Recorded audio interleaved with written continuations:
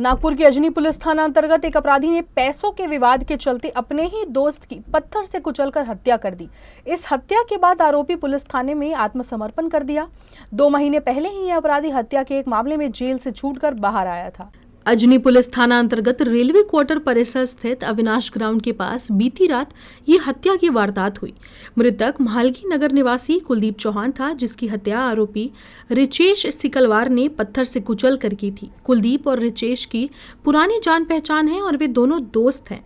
In दोनों को ही शराब पीने की लत थी। 2 महीने पहले ही रिचेश नंदनवन के एक हत्या के मामले में जेल से छूटकर बाहर आया। उसके बाद से ही वह कुलदीप को पैसे मांग रहा था। दरअसल कुलदीप भी आपराधिक प्रवृत्ति का था। चोरी और राइट जैसे मामले उसके खिलाफ दर्ज हैं। बीती रात भी इन दोनों ने साथ में बैठकर शराब पी और बाद में रिचेश ने कुलदीप से पैसों के लिए विवाद किया। बाद में पत्थर से कुलदीप का सर कुचलकर उसकी हत्या कर दी गई। हत्या की वारदात को अंजाम देने के बाद रिचेश अजनी पुलिस थाने पहुंच गया और हत्या करने की बात पुलिस को बताई।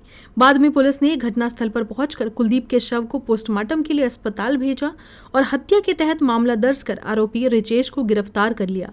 अजनी पुलिस मामले में आगे की जांच कर रही है। अजनी पोलीस स्टेशनच्या हद्दीमध्ये दिनांक 27/12/2024 रोजी एक दरम्यान रात्री 12:30च्या दरम्यान एक मृतक नामे कुलदीप राजेंद्र सिंग चौहान याला आरोपी नामे रिचेश दीपक शिकलवार याने डोक्यामध्ये दगड घालून जीवानिशी ठार मारलेला आहे।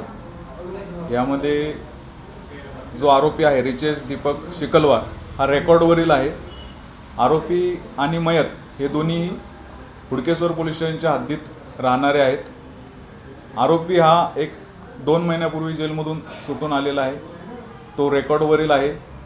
त्याच्यावर अद्यापपर्यंत अजनी पोलीस स्टेशनचा धरून 3 गुन्हे दाखल आहेत। दारू सोबत पिलेले होता अजून तो तपास आहे आणि किती पैशाचा व्यवहार आहे तोही अजून तपास चालू आहे। तर हत्यानंतर आरोपी हा अजनी पोलीस स्टेशनला आला होता आणि त्यांनी सांगितले की मी माझ्या मित्राचा खून केलेला आहे।